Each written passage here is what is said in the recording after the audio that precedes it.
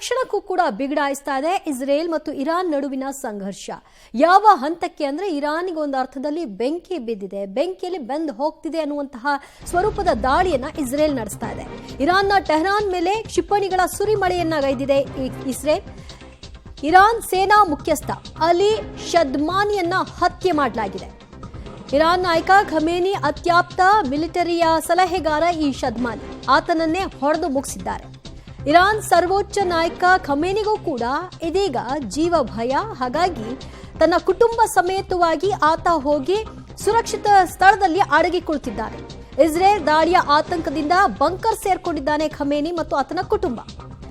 ಈಗ ಸದ್ಯ ಇರಾನ್ನ ಹೊಡೆದು ಹಾಕಬೇಕು, ಇರಾನ್ನ ಮುಖ್ಯಸ್ಥ ಖಮೇನಿಯನ್ನ ಮುಗಿಸಬೇಕು. ಇದು ಇಸ್ರೇಲ್ನ ಮುಖ್ಯ ಟಾರ್ಗೆಟ್ ಆಗಿದೆ. ಅವರ ಟಾರ್ಗೆಟ್ಗಳ ಪೈಕಿ ಅನಿಲ ಸಂಗ್ರಹ ಘಟಕನ ಧ್ವಂಸ ಮಾಡಿದ್ದಾಗಿದೆ. ಈಗ ನೆಕ್ಸ್ಟ್ ಖಮೇನಿಯನ್ನ ಮುಗಿಸ್ಬೇಕು, ಆತನ ಆಡಳಿತವನ್ನ ಕಸಿದುಕೊಳ್ಬೇಕು. ಇಲ್ಲದೆ ಹೋದ್ರೆ ಯಾವುದೇ ಕಾರಣಕ್ಕೂ ಕೂಡ ಇರಾನ್ ಮುಂದಿನ ದಿನಗಳಲ್ಲಿ ಪರಮಾಣುವನ್ನು ಹೊಂದೇ ತೀರ್ತೀವಿ ಅನ್ನೋ ಹಠಕ್ಕೆ ಬಿದ್ದಿದೆ. ಅದಾದ್ರೆ ಪ್ರಾದೇಶಿಕ ಅಸ್ಥಿರತೆ, ಭಯೋತ್ಪಾದನೆಯ ಪ್ರಮುಖ ಮೂಲ ನೆಲೆಯಾಗಿರ್ತಕ್ಕಂತಹ ಇರಾನ್ ಇನ್ನಷ್ಟು ಅದನ್ನು ಉತ್ತೇಜಿಸುವಂತಹ ಕೆಲಸವನ್ನ ಮಾಡುತ್ತೆ. ಅದನ್ನ ಯಾವುದೇ ಕಾರಣಕ್ಕೂ ಬಿಡಕೂಡದು ಅಂತ ಈಗ ಇಸ್ರೇಲ್ ಪಣ ತೊಟ್ಟಿದೆ.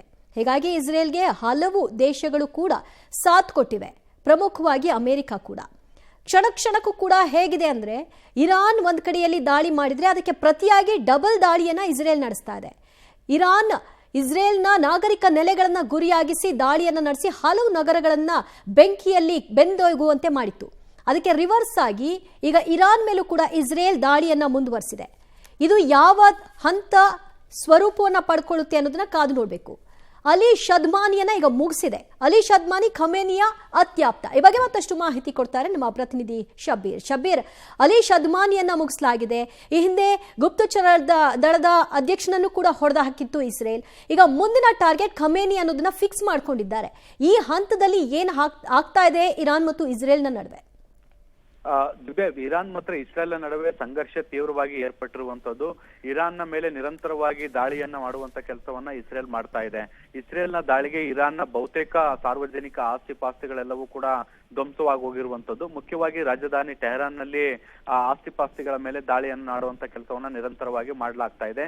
ಇತ್ತೀಚೆಗೆ ಸಾರ್ವಜನಿಕ ಆಸ್ತಿಗಳ ಮೇಲೂ ಕೂಡ ದಾಳಿಯಾಗಿರುವಂತದ್ದು.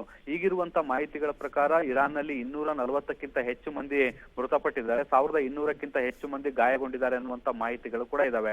ಈಗ ಇಸ್ರೇಲ್ ಮುಖ್ಯವಾಗಿ ಇರಾನ್ ನಲ್ಲಿರುವಂತ ಪ್ರಮುಖ ವ್ಯಕ್ತಿಗಳನ್ನ ಗುರಿಯಾಗಿಸಿಕೊಂಡಿದೆ ಅನ್ನುವಂತ ಮಾಹಿತಿಗಳು ಬರ್ತಾ ಇದೆ. ಈ ಹಿಂದೆ ಸೇನಾ ಮುಖ್ಯಸ್ಥರನ್ನ, ಸೇನಾ ಜನರಲ್ ಗಳನ್ನ ಟಾರ್ಗೆಟ್ ಮಾಡಿ ಹತ್ಯೆ ಮಾಡುವಂತ ಕೆಲಸವನ್ನ ಮಾಡಲಾಗಿತ್ತು. ಇವತ್ತು ಕೂಡ ಸೇನಾ ಮುಖ್ಯಸ್ಥರೊಬ್ಬರನ್ನ ಹತ್ಯೆ ಮಾಡುವಂತ ಕೆಲಸವನ್ನ ಇಸ್ರೇಲ್ ಮಾಡಿದೆ.